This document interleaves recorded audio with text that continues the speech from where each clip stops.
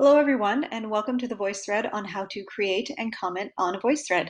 I see you have found the play button on this particular VoiceThread, and now I'm going to walk you through how to actually create one.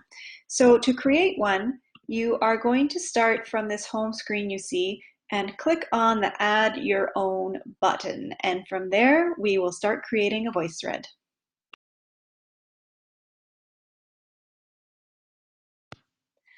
Once you click that Add Your Own button, the next thing you're going to see is a pop-up that looks like this. Because you've never created a VoiceThread before, or you're creating one specifically for this course, you are going to want to select the Create a New VoiceThread option. So just press on that as your next step.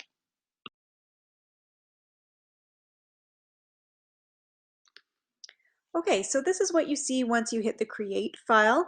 Ideally, you've already created your PowerPoint, or you've decided what kind of materials you've put in here. You can put basically any type of file in here, and you simply do that by uploading it just like you would an email attachment or the assignments tool that you have done here, or you can drag and drop the files as well. You can create PowerPoints. The PowerPoints will not be animated when you put them in, so keep that in mind when you're designing, that anything that shows up on a PowerPoint slide, the entire slide is going to show up once you drop it in here. You cannot use animations. You could upload sections of your article as a PDF if you wanted to. You can upload screenshots, you can upload videos, basically any type of media file that you would share in an email or OWL. You can drop it here, so feel free to experiment with that. Most people will use a PowerPoint, and I do encourage you to use a PowerPoint as the starting spot for uploading your media.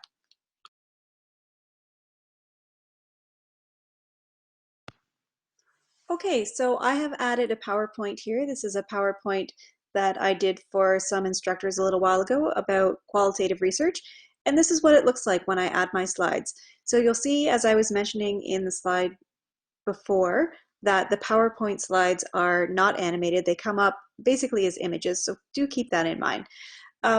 So once you've added whatever media it is you want to add, and you can add more things if I wanted to, throw some pictures in here, some screenshots, which I actually did after I added this, you could then just hit this button and it will take you back to the Add Media area that we looked at before, and then you can just continue to add things.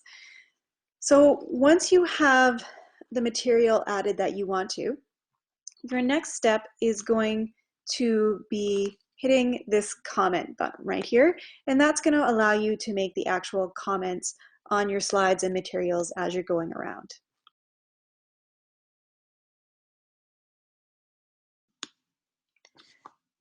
So now that you have your media loaded, and I actually forgot to add on this slide that you can drag and drop any of these slides however you want to reorder them. It's just simple as dragging and dropping.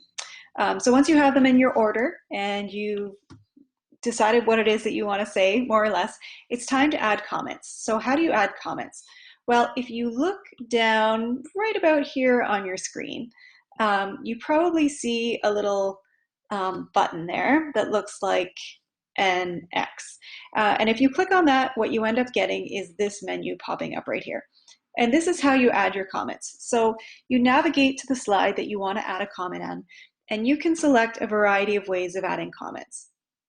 And the same thing goes for when you're wanting to reply to people, but right now we're just going to look at adding your own comments. So you can add a textual comment using ABC. You could phone in and add a comment. I don't recommend that for this particular class. You can use your microphone built into your computer or a headset. You can add a video comment, which I'm hoping is what you will want to do. And this, I think, is for downloading the slide, which is not for comments. So don't worry about that right now. But basically, you just navigate to the slide you want to be on, you select your form of comment making, and you record the comment. And I'm going to actually add a link underneath.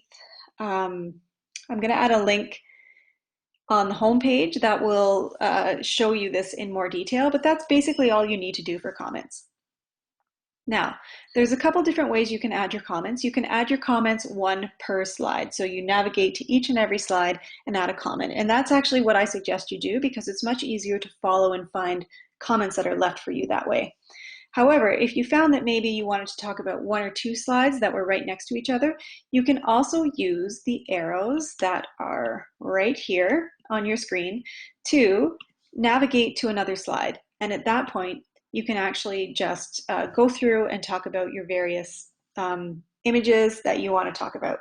Now, I don't suggest that you do that for your entire recording because otherwise you'll leave a 5-minute to 7-minute long comment, and it will be very difficult for people to kind of pinpoint where they want to leave comments for you.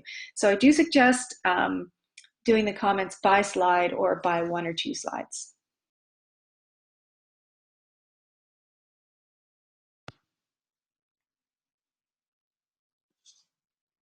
So you might be wondering what happens if I get through making my comments or I'm partway through making my comments and I think to myself, you know what, I really want to change the order of these slides, or I want to add something new, or I don't need that slide, I want to take it away. In other words, you want to do some edits. It's really quite simple to make edits. The way you're going to do that is you're going to go up here to this drop down menu, which will be right beside the title of your slide. Once you hit that drop down menu, you'll get something that looks like this, and you're just going to click on the edit button, and then that will take you right back to the home screen, the add media screen, which looks like this. And from there you can just continue to add media, delete media, rearrange media, just as you were when you first uploaded things.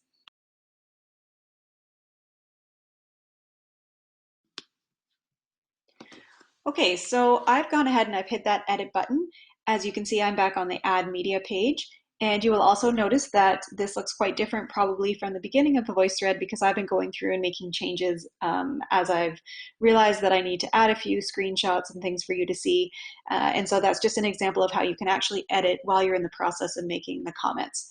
But what I wanted to draw your attention to here is to ask you to turn on threaded comments for your VoiceThreads. Threaded comments means it's going to show up like a discussion board instead of just unthreaded posts where it's hard to trace and navigate the thread of the conversation. So how you're going to do that is, and unfortunately you do need to do this every time you make a VoiceThread, you're going to click on this options button right here, and it's going to give you a drop-down menu, and you're going to select playback settings. So once you click on that, you're going to see this screen right here. And what you will need to do is just click on this box right here to make sure that enable threaded commenting is turned on. Once you do that, you can hit the save button, and then you don't need to do anything else. Your threaded comments are turned on.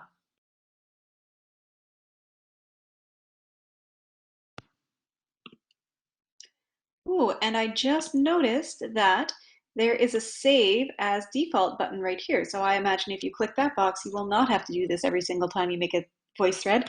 You can save your default settings. So I would suggest you go ahead and check that box as well.